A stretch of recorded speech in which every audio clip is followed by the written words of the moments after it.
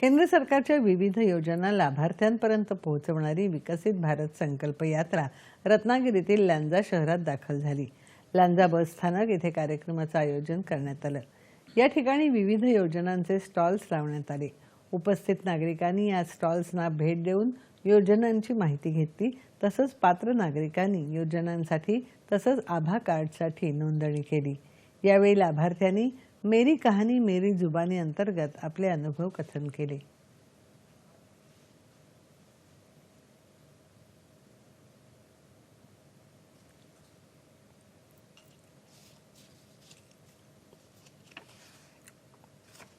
माझा लांजामध्ये भाजी व्यवसाय आहे।